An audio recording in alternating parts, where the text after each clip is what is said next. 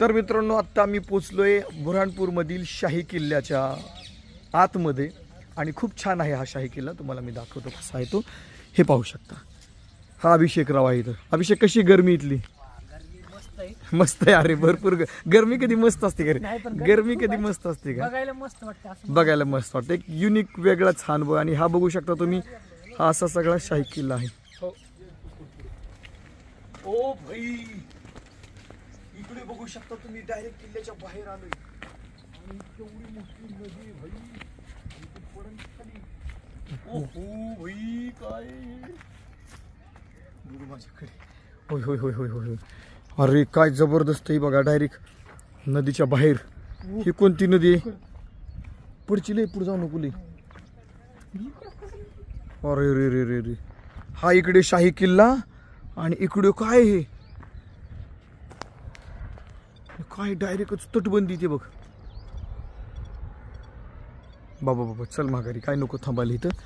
आणि dry area तसा बऱ्यापैकी बघायला गेलं तर. नदीत पाणी आहे पण लोकांना शेती करायचा कंटाळा असावा कदाचित, त्याच्यामुळे हा ड्राय एरिया आहे. चला आतमध्ये किल्ला बघूयात, कारण आपल्याकडे खूप वेळ कमी आहे आणि पटकन पुढच्या पण प्रवासाला जायचंय. आणि हे आहे भाई सगळा असा हा शाही किल्ला. चला दाखवतो शाही किल्ला.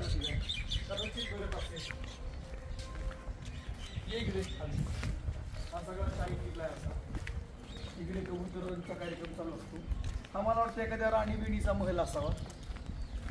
नाही कबुतरांचा म्हटलं हसू नकोस तू. मानवी कबूतर नाही, खरी खरी कबूतर नाही. सब आहे बरोबर. इथे इकडे खूपच भारी एरिया आहे बघ. हे बघ खूप मस्त एरिया. पाणी आहे पाठीमागं, नदी आहे पाठीमागं. हे बघू शकता. इकडे बघ कसं आहे.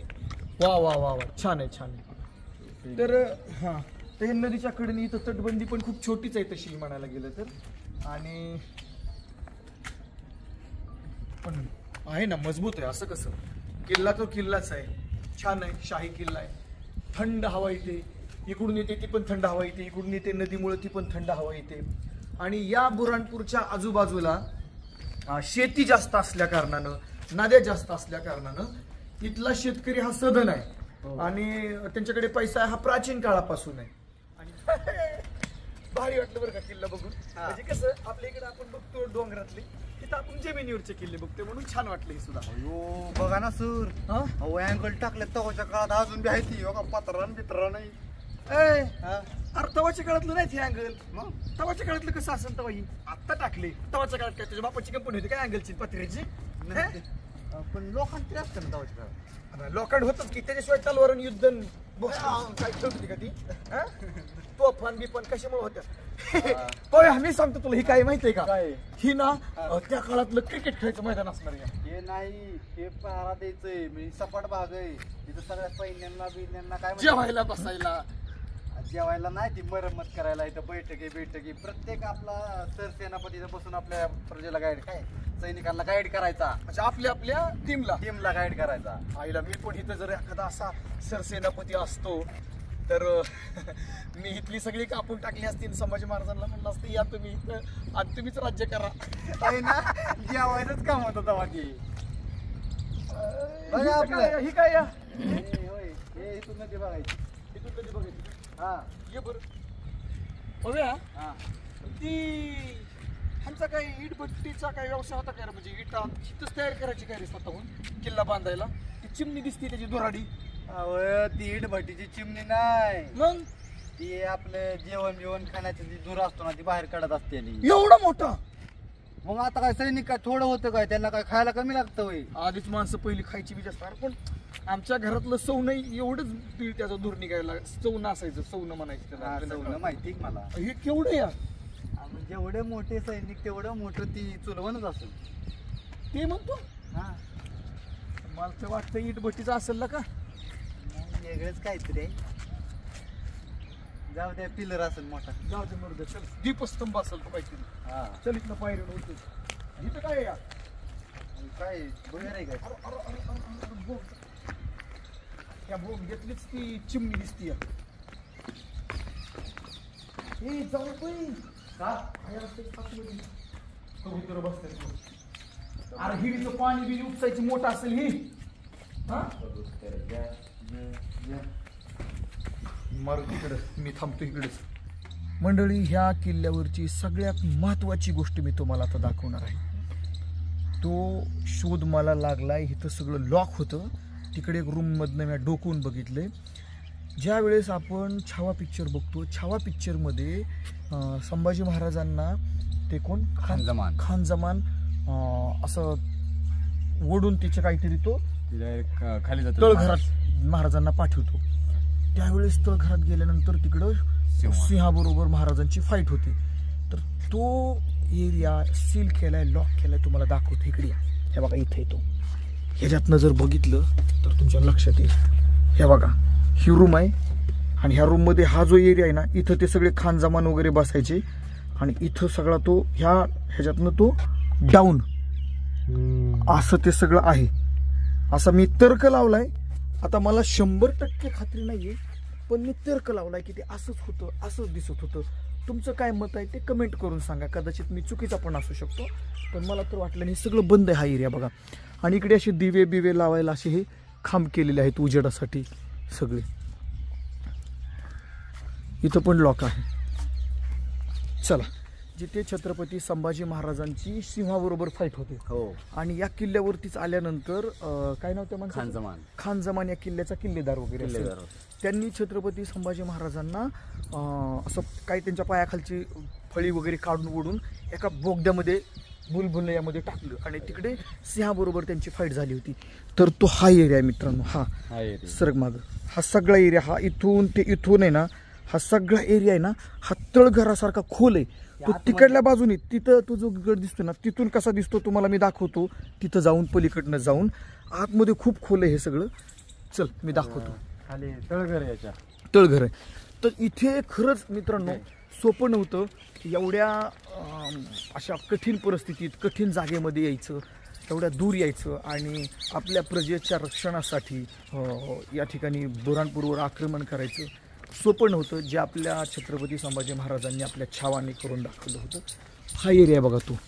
इथं पण बोगदा एक दिसतोय काहीतरी. हे बघा, इथे पण बोगदा आहे तो. हां, इथून आतमध्ये जाता येते बघा. हे बोगदे बोगदे बोगदे बोगदे. अरे एक सेकंद. आणि खूप खोल आहे, ही खूप खोल आहे. हे जसं या बाजूला कसं आहे तसंच ह्या बाजूनी हे असं आहे. हां, आहे ना रोड. हे बघा हे, आणि इकडे सगळं पडलंय. इथं सुद्धा ते खोल असं आहे बघा. इथं दाखवतो मी तुम्हाला.